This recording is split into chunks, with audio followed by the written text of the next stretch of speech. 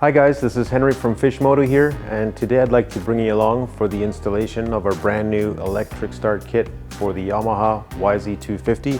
This kit is compatible for the 2003 model all the way up to the current 2024 model.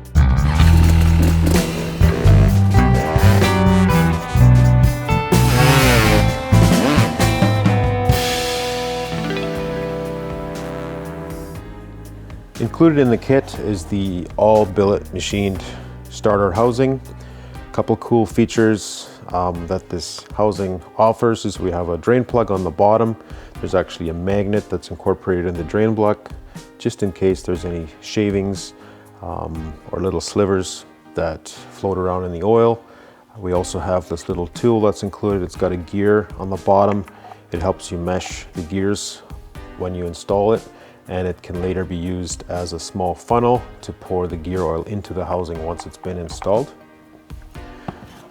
Included is also the starter motor. We've got a bracket and Velcro straps to fasten the battery in the airbox underneath the seat. And then we have the starter gear.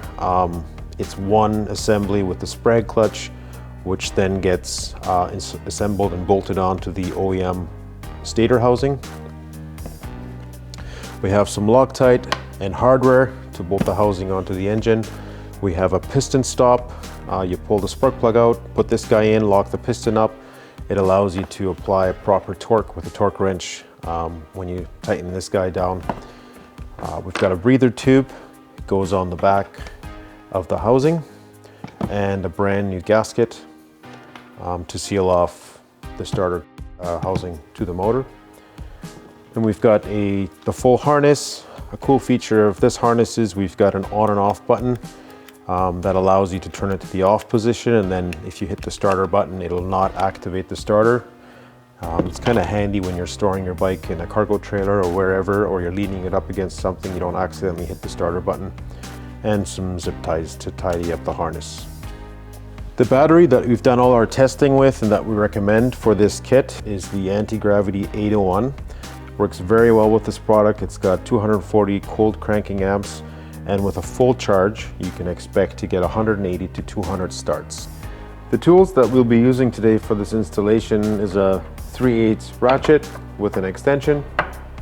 We've got a 10mm socket here, an 8mm socket, and a 17mm socket. We've got a couple 3/8 drive Allen keys. This is a 5mm, a 10mm. We've got a large and a smaller Phillips screwdriver, an 8mm open wrench, a 13/16 open wrench, an X-Acto knife, a marker. Then we've got our torque wrench, some brake cleaner to clean up the inside of the casing, some gear oil. We like to use this Royal Purple 75 weight 90, and a measuring cup. Next up, we're going to remove all of the plastics, the seat, and the tank, except for the rear and front fenders, of course.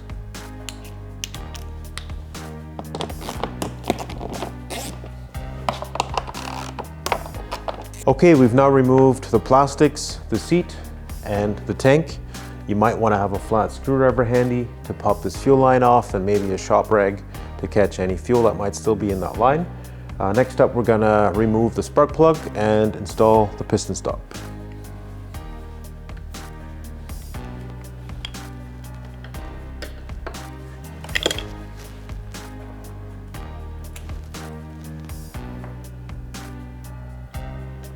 Okay, next up, we're going to remove the shifter and this cover.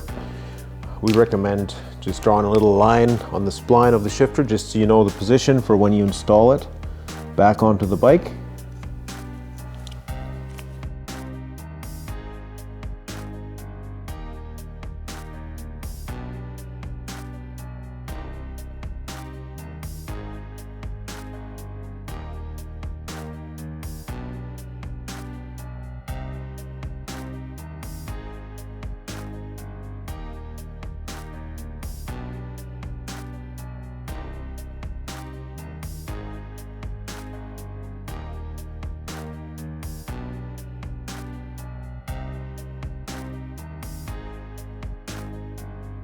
Next up, we're gonna trim this little rubber piece here, this little plug that's in here from factory.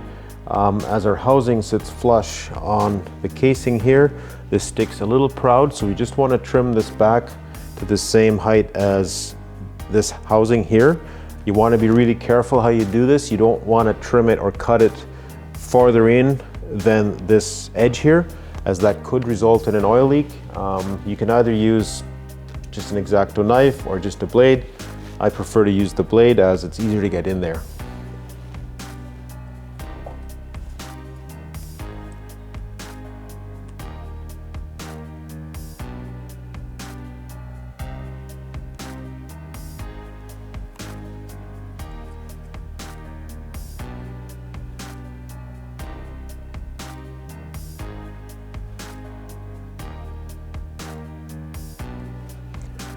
There, that's nice and flush, almost a little bit proud, which is better. Next up, we're going to remove the nut off the crank using a 17mm socket. You just want to give it a few careful turns here until that piston reaches the top and touches the piston stop. And there it goes.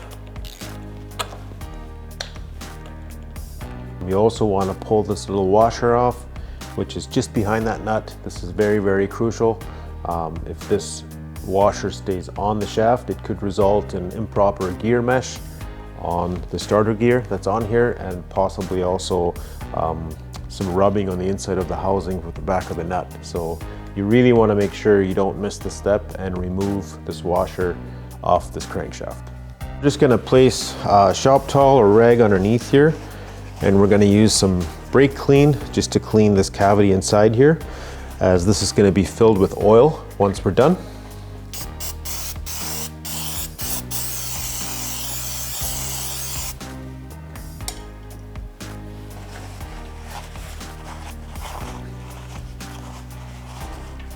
Okay, next up we're going to use the RTV that's included in the kit to seal off this area here.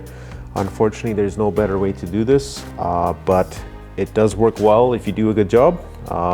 You just want to pull this grommet out, and we're going to apply some of this RTV sealer basically around the whole edge of this rubber grommet here.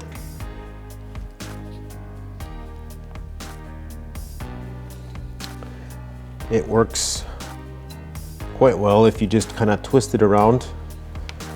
It's not the easiest thing to do, but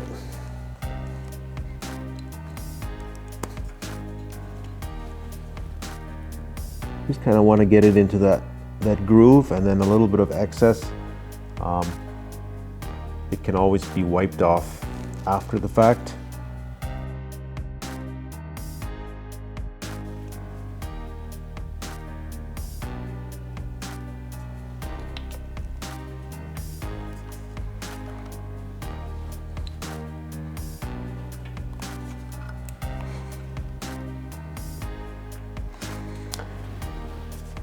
It's nice to see it kind of squish out around the sides. It kind of shows you that you've got a proper seal. And then we also recommend putting some around the opening where this wire pokes through. Sometimes a little screwdriver is a little easier to get in there and just kind of get it all around that wire to make sure that it's sealed properly.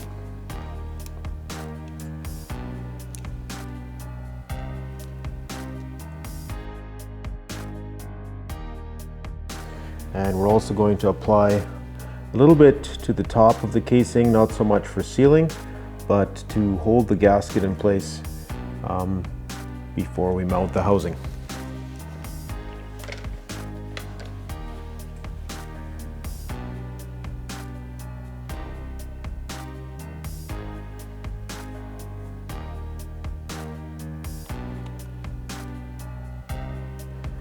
Just like so. Next up, we're going to install the starter gear sprag clutch assembly. Seems to work best for us. Just take your 10mm Allen with a 3/8 drive, and you can kind of hold on it and thread it as you push it in. There's two locating pins on the back of this assembly. Those two locating pins line up with these two counter bores on the OEM stator. You just want to make sure that they actually line up and go into this counter bore. So as you're threading that on, you can kind of have a look in behind to make sure that they actually go into the little counter bores as it's intended to be. Once you've got it snug by hand, you can grab your torque wrench. This nut needs to be torqued to 45 foot-pounds of torque. I'm just going to carefully turn this nut and make sure I go easy until the piston's at the top, touching the piston stop. And there it is. And we're going to tighten it to 45 foot-pounds of torque. Do it again just for a double check. Perfect. Okay, next up we're going to install the main starter housing. There's a couple of things that you want to pay attention to. On the back here, there's actually a bit of a lip. So in order to get it over the gear properly, you kind of have to angle it down below like this, slip it over the gear, and then it will position itself. If for some reason the housing does not sit flush on the OEM casing like mine here, you want to just rotate this little tool that's with the kit, and it'll rotate the gear assembly, and eventually it'll come to the right position and the housing will just pop on.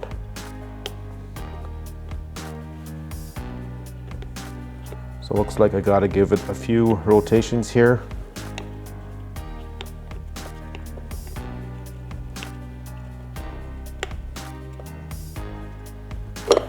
There you go.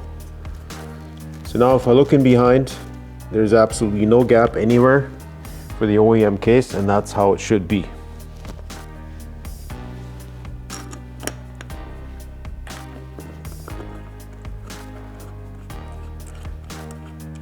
Now I'm going to install these bolts just hand tight with a 5mm Allen.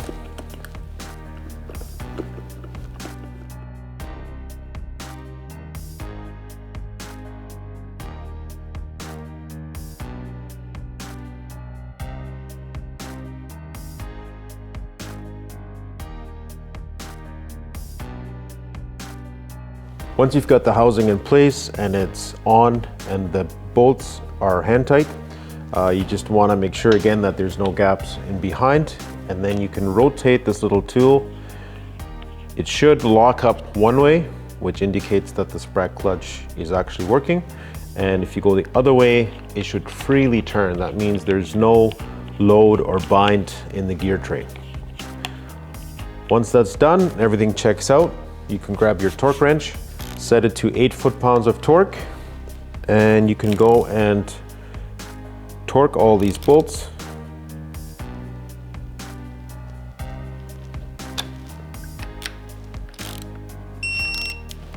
And I'm just going to go and double check each one again just to make sure.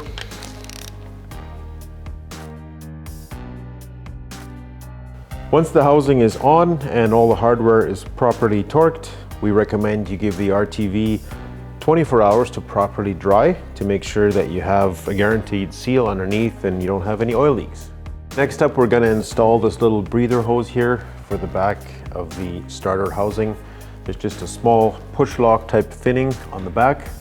So I'm just going to fiddle that tube in there and push until it goes all the way in and make sure it's locked, it doesn't come back out. And you can just run that little hose down the frame rail on the inside, just like the other OEM hoses.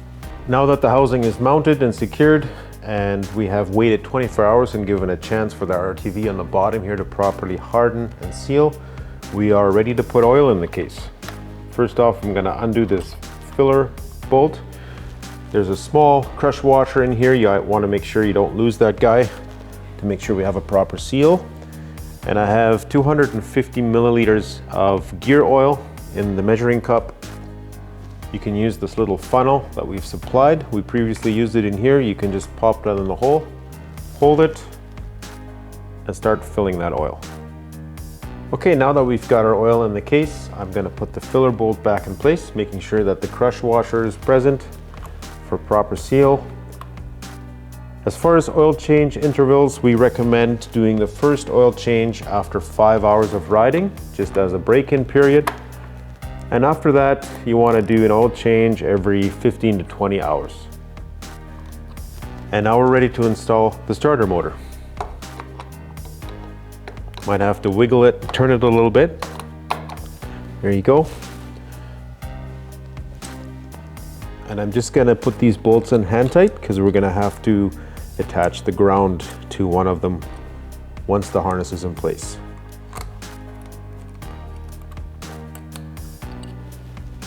Okay, before we get going with the harness, I'm just going to pull out this piston stop and reinstall the spark plug, and also get the shifter back in place.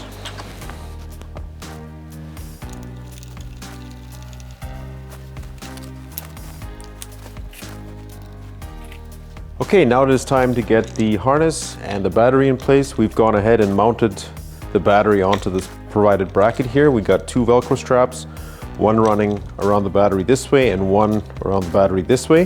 That way it's nice and secure, and it'll end up getting clamped on the frame with these 2 clamps.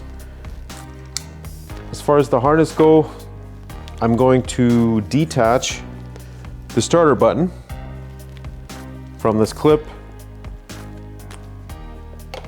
and I'm going to be mounting this on the handlebars first.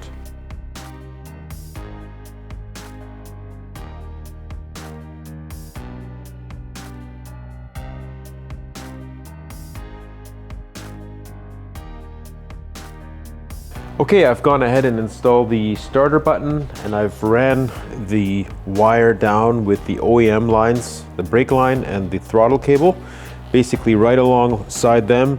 Come around here, and I've undone this clamp, put the wire in there with the OEM ones, and fasten it again. So that way, when you turn your handlebars, the wire is plenty long enough, there's no binding or anything. There was about 4 zip ties along the frame holding the OEM things in place. We've gone ahead and cut all those, and we've ran the harness from the airbox through, up over the airbox, up alongside this frame. And so what I'm going to do now is reattach this plug that goes to the starter button, and I'm going to tidy this up with zip ties to make sure everything is held securely in place.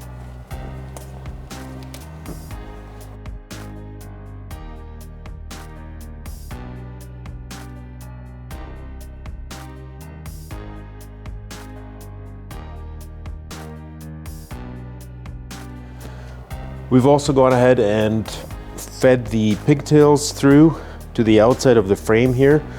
Once the seat and the tank is back on, it'll just be exposed underneath the seat like this for charging, and also the positive and negative feed that go to the starter motor, just like so. And as far as the electronics in the airbox, there's a lot more room on the right hand side of the air filter. You just want to tuck all that stuff back inside the airbox like so, out of the way, and then there's plenty of room to mount the battery. Okay, we got the harness all situated now. We just went ahead and did that off camera. Just want to quickly show you how it was all done. Again, like I said before, the button ran down the side with OEM cable and wire through the same loop. We zip tied everything up neatly. Up here, the positive and negative are connected to the starter. The bulk of the wiring is tucked inside the right side of the airbox here. We have the battery mounted solid and the wires attached. And now it's time to put the tank and the plastics on and fire this baby up.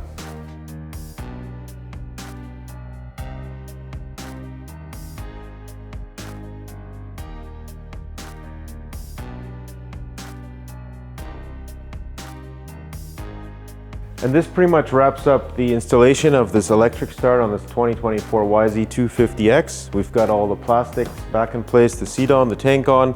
Everything is neat and tidy the way it should be. Thank you for tuning in and watching this video. Please like, subscribe, hit us up on Instagram, give us a call, send us an email, whatever works for you. If you've got any more questions, I guess the only thing left to do is to fire this baby up and hear that two-stroke sing.